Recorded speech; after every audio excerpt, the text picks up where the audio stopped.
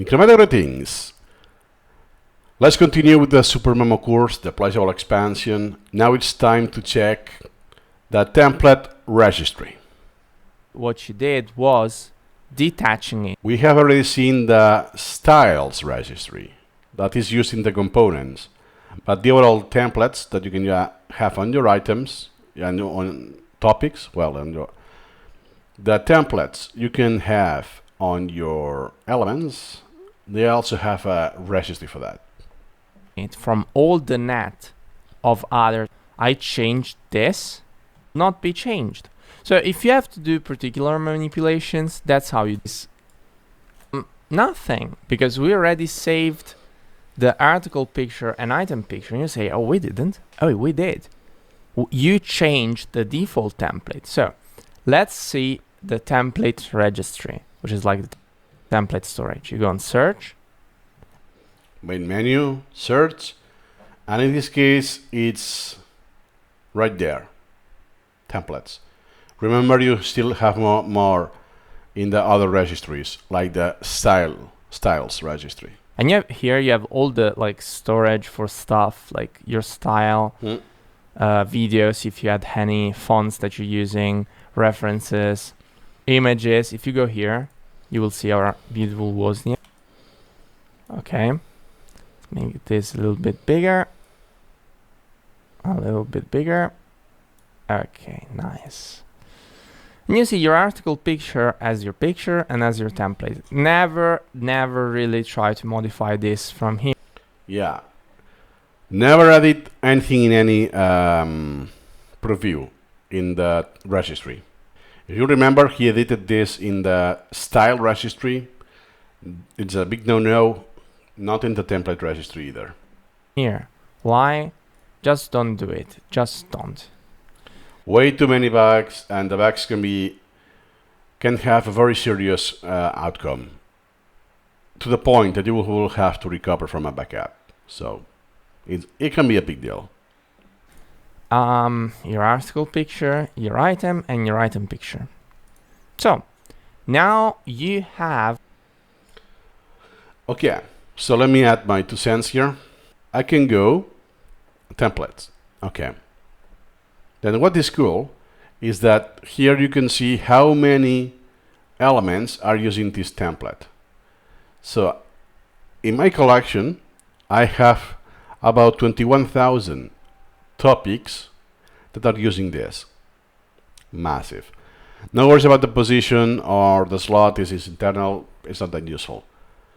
This is the usage. Then I can actually open that on the browser. Remember the browser window? And I can see all of them that are using this template. Then, if there are just a few, well, it's not my case. But if there are just, let's say, 10, you can click on list. And they will appear here. So you can click every single one, pam, pam, pam, and see in the elements window what they are. Then I have this item. And I have 18,000 elements that are items, and that has this template. This is good if you want to filter those. Let's say I want to mass convert this, the item to item picture. I will browse that, and then I will apply the template. Let's say the item picture. I can do this in bulk. Then some extra videos I already did that I suggest. I actually have quite a few. First, if you want a hint or more info template kind of thing, in Supermemo, that's the video for you. One option. Then, if you have deleted the predefined templates in Supermemo in your collection, remember this setting is per collection. There's a way that in a few clicks you can restore those templates. So it's a video about 2 minutes that you get this recovered.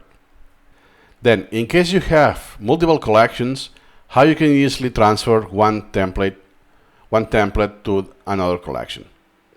It's not as easy as it may seem. It's not as straightforward as it should be, but it's Supermemo, so feel free to check this out.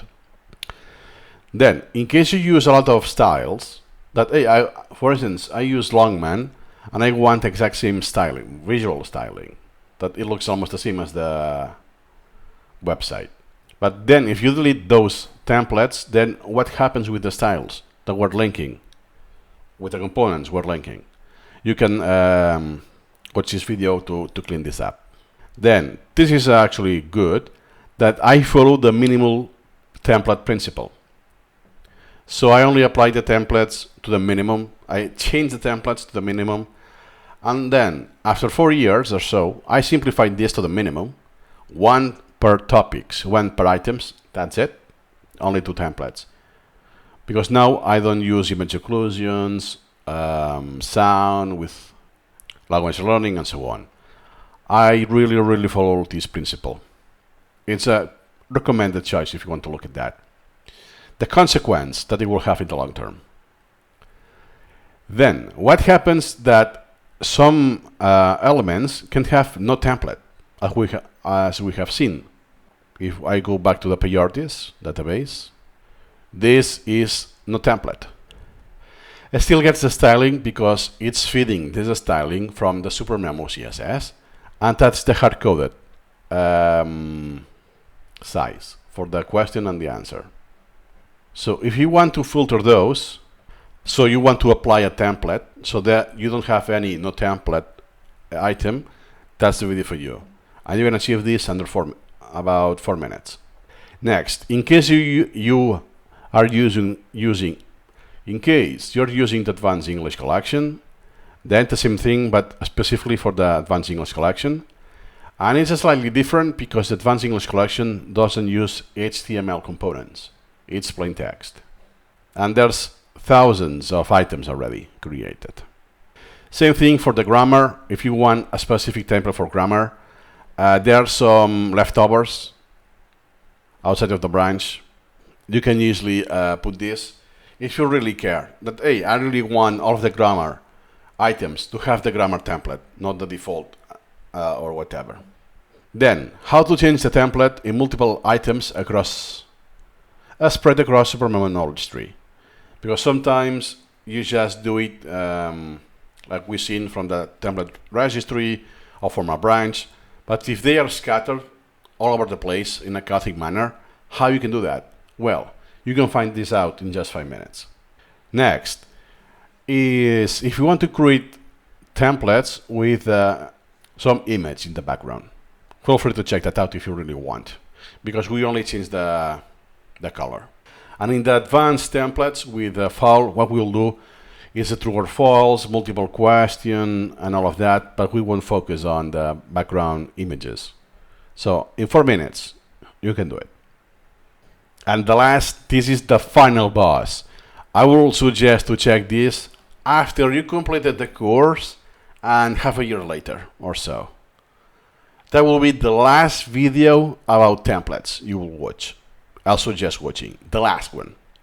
Is about one obscure feature that is the template flags. Could be handy in case, like I did, that you have many templates and you want to reduce this in an efficient manner to the minimum without worrying that I delete information in the process and stuff like that. So that is all, and see you in the next video.